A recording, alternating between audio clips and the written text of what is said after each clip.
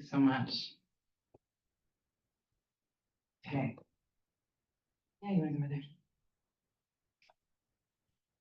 All right. Thanks very much for that introduction. I'm Sam. I am the co-director and digital humanities lead for Zooniverse. And I'm Victoria Van Hyning. I teach at the University of Maryland at the College of Information, and I worked at Zooniverse from 2014 to 2015/18, depending on how you count jobs and money.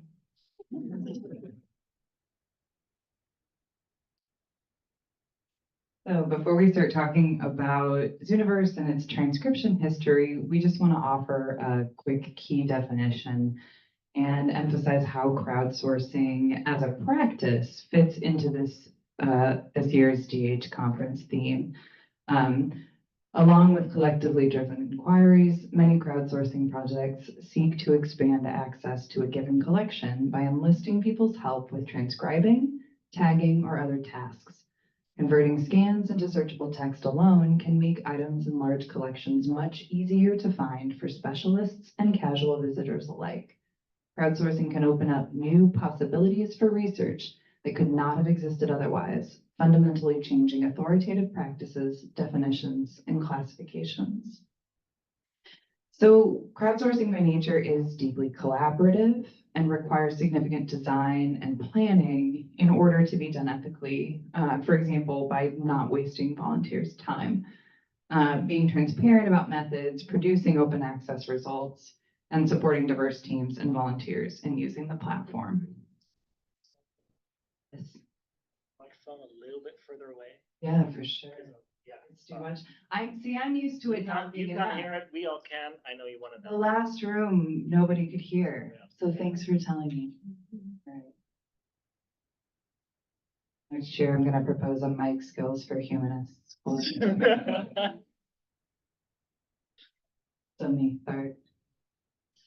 Right. So this brief paper is going to offer a short history of Zooniverse text transcription projects from 2010 to the present. It has been a labor of love. When I joined the team as a postdoc in 2017, I had a lot of questions for Victoria about why things are done a certain way, why they've traditionally been done a certain way. And I remember her saying, we should really write this paper in 2017. So eventually we did get to the point where we could find the time to write that paper. So in the next handful of minutes, we will reveal how generations of project teams composed of Zooniverse researchers and diverse academic and cultural heritage partners tested different approaches to text transcription and adapted, reused, and refined methods to amplify successes and mitigate challenges or shortcomings of previous approaches. Many Zooniverse platform users have told their own stories through peer-reviewed publications and gray literature, but the genesis and iterative development of the platform has yet to be described. We will address this gap in the literature by describing 3 common challenges that informed the theories and practices underpinning the development of transcription tools on Zooniverse. And this paper will hopefully serve as a reflection on responsible resource management collaboration with DH.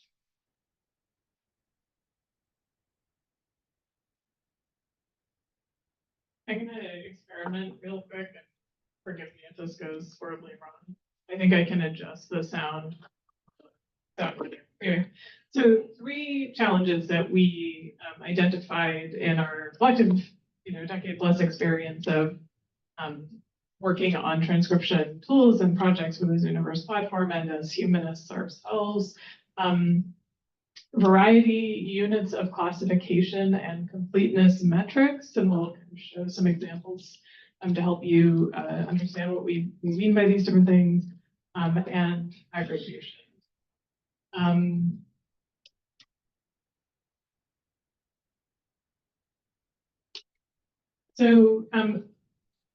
Variety means you can support lots of different kinds of layouts of text, languages, scripts.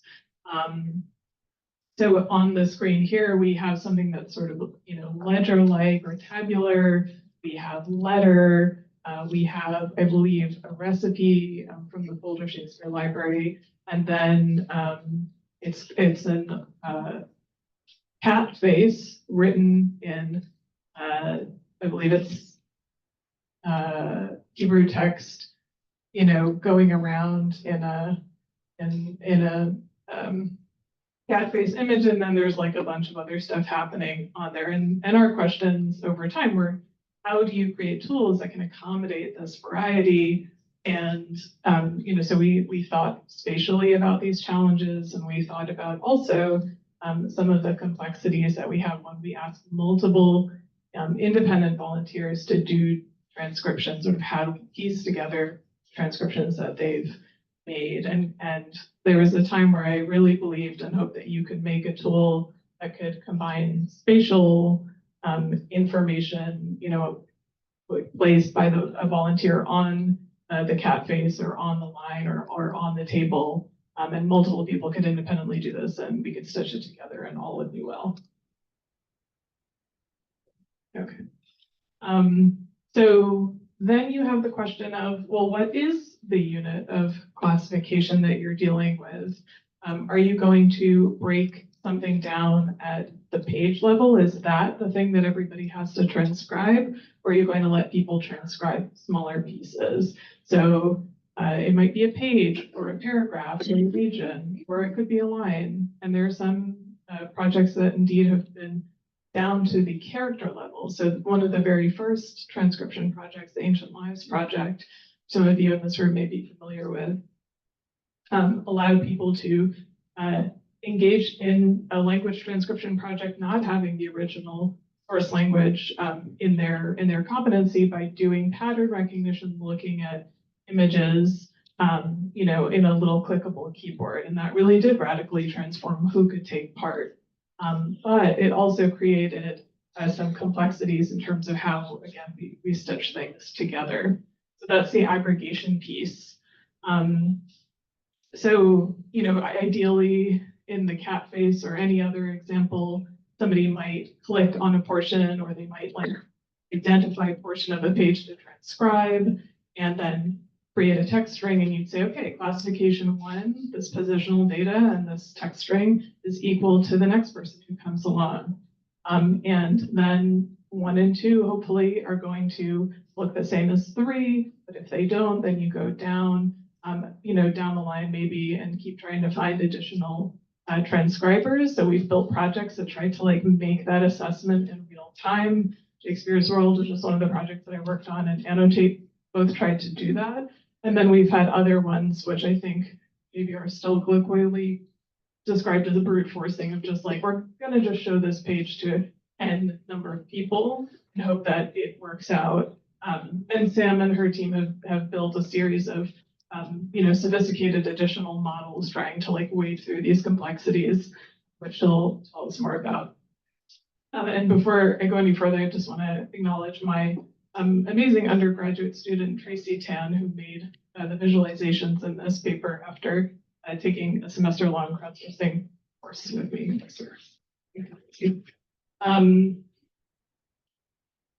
Okay, so I don't know, it's a little fuzzy on here, I think, because of how we're doing our Zoom share, but we'll talk a little bit about some of the early experimentation pieces, and then I'll hand over to Sam. So this is a visualization of the timeline of the creation of, or the evolution of, transcription methods on the Zooniverse platform. And I think it was really interesting to us to see it visually in this way of oh, we have been here and doing this work and intervening in this platform, which started in astrophysics and other STEM fields.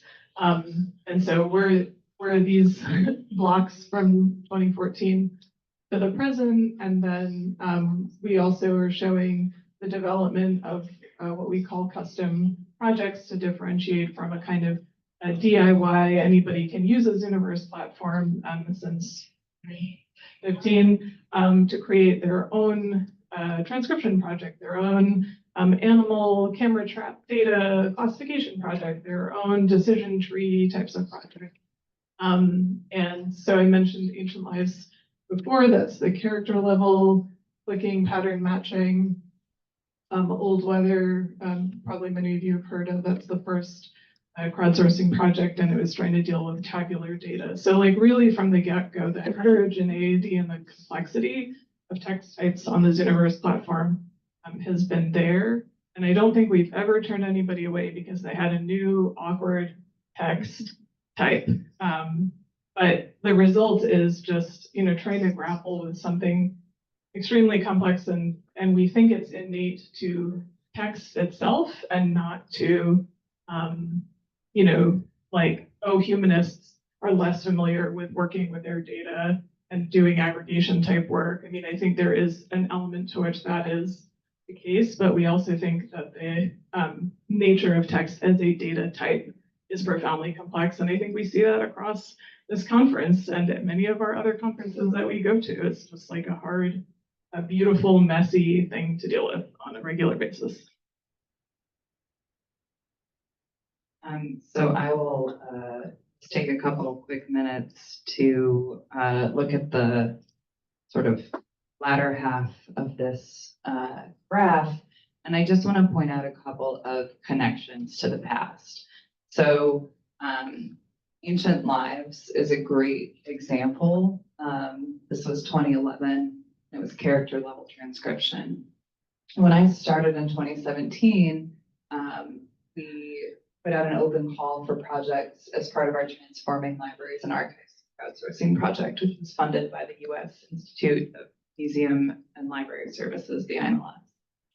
And the Scribes of the Karuganisa project was looking at the Karuganisa corpus, which is about 300,000 fragments from a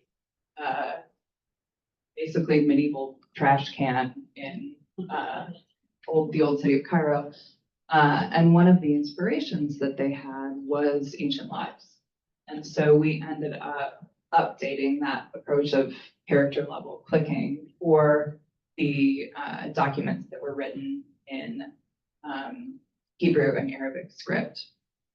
That proved really useful even for folks who could read the script. It wasn't a matter of just doing sort of character recognition, because within that corpus, even if it was Hebrew script, sometimes the language was Aramaic or Judeo-Persian.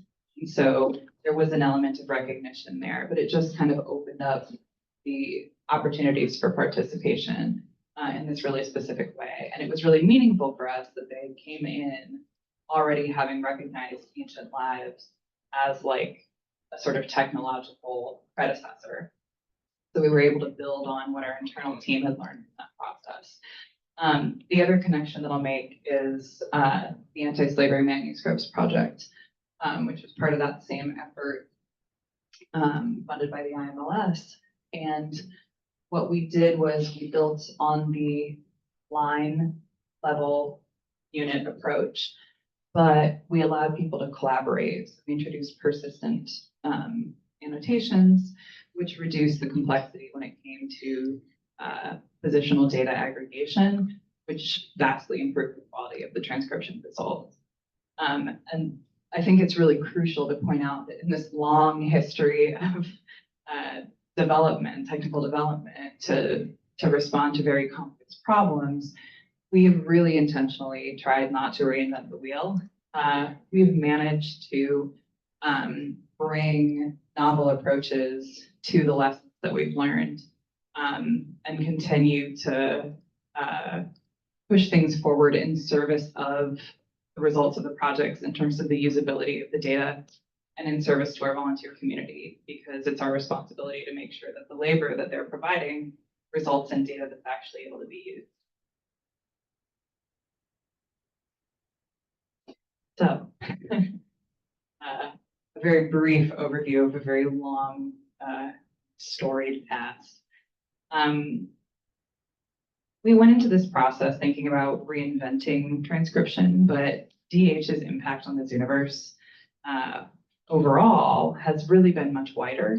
So we believe that our findings are also applicable to DH practice more broadly. We argue that the collaborative methods of adapting and sustaining existing technologies and refining our documentation and internal understanding of the platforms we create and their resulting data is ultimately more impactful than continuously prioritizing new builds and tools. For example, the collaborative approach that I just described that we designed and developed for transcription is actually now being used to incorporate machine predictions into complex biomedical data annotation projects. The work we've championed around surfacing subject metadata is being used to create data visualization resources for advanced participants in astrophysics projects. And the impact is much broader than anything we could have anticipated while trying to solve these really transcription-specific challenges. So we came into this process thinking about how transcription differed from the STEM-focused assumptions of the platform, but we ended up bringing a lot of other disciplines with us as we shifted the infrastructure.